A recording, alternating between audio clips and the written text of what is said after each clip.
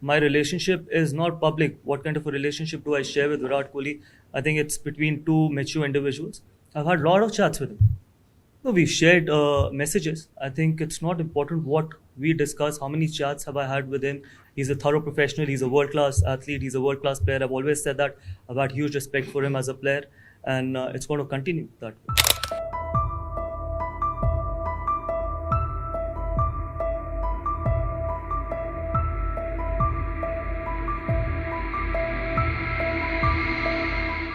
Yeah, good for the TRP, but my relationship is not public. What kind of a relationship do I share with Virat Kohli?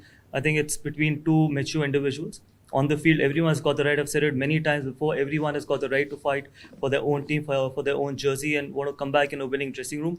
But at the moment, I think we're representing India and representing 140 crore Indians, and I'm sure we're going to be on the same page and try and make India proud. And I share a very good relationship of the field, and we'll continue to do that. But yes, to make it more public, that what kind of a relationship, I think it's between two individuals.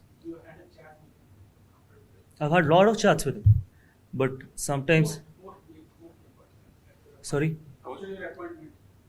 No, we've shared messages. I think it's not important what we discuss. How many chats have I had with him after my announcement or before my announcement or during the games, after the game?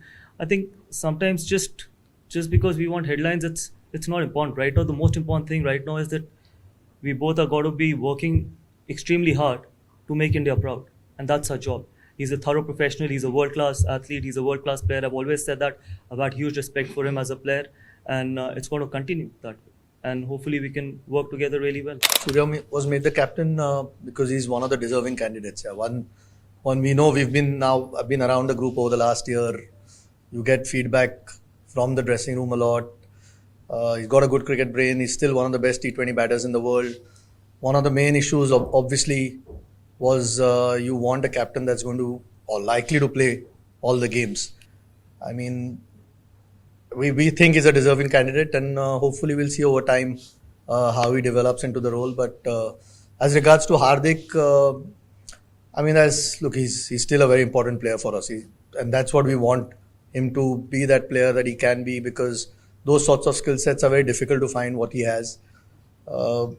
Fitness obviously has been a challenge for him over the last few years, and that then it becomes a little bit more difficult for, say, a coach or even us as selectors when you're trying to. Now we've got a bit more time till the next T20 World Cup where we can look at a few things. It's not rushed at the moment, and we want him to be, as like I said, he's an important player for us, and hopefully his performances are more important, and that was the thought behind it. Yeah, I mean, the fitness is a clear challenge, and we want someone who's likely to be available more often than not. And look, again, after saying all that, we think Surya's got the necessary necessary qualities that you need to succeed as a captain. It's not an overnight thing where you just decide that someone should be captain or shouldn't be captain. There's obviously a lot of thought goes in.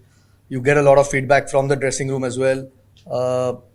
What sort of qualities that you're looking for, and I mean, the biggest thing is the captain should be on the park more often than not. I mean, that's a prerequisite really, and hopefully Surya does that. And so far there's never been a concern with his T20 batting anyway. For me, I think the best relationship is a relationship which is built on trust, and that is going to be very important. I can promise guys that I think the most important thing for me is that they will always have my back. I'm taking over a very, very successful team, a T20 World Champion. I think runner-ups in World Test Championship and runner-ups in 50 over World Cup. So it's not that it's not a successful team. So yes, I think it's big shoes to fill, but then looking forward to it. Well, I think I've got a fabulous relationship with him. With Mr. Jaisha, I think we go a long way back, and all these speculations about different things, we've been on different pages. I think we can do a better job from probably clarifying those things rather than putting it in the press, because we go a long way back, and so far I think it's been a great relationship. Hopefully it continues that way, because the betterment of Indian cricket is more important. Gautam Gambhir is not important. I think if all of us have our heart in the right place, and if all of us think that Indian cricket needs to move forward. For that, I think all of us are on the same page. So really enjoyed so far working with them, and hopefully I can continue the same in future as well. So I think they've shown what they can deliver on the big stage, whether it was the T20 World Cup, in the 50-over World Cup as well. See, one thing I can be very clear of, I think both those guys have got a lot of cricket left in them. And more importantly, with Champions Trophy and a big tour of Australia, obviously they would be motivated enough because, and then hopefully if they can keep their fitness, 2027 World Cup as well. But this is a very personal decision. I can't say how much cricket is left in them. Ultimately, it's up to them as well. It's up to the players. How much can they contribute in the team's success? Because ultimately, it's the team that is important. But looking at what Virat and Rohit can deliver, I think they still have a lot of cricket. And they're still world-class players. And obviously, any team would want to have both of them for as long as possible. See, eventually going forward, these things happen. Like, for example, Virat and Rohit and Ravindra is not there in T20. So it will happen.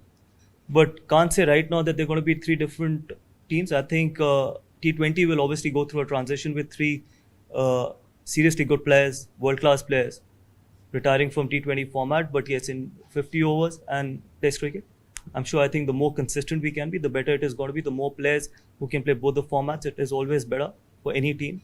So that's my opinion. I think Chairman can give his opinion. That's what I feel.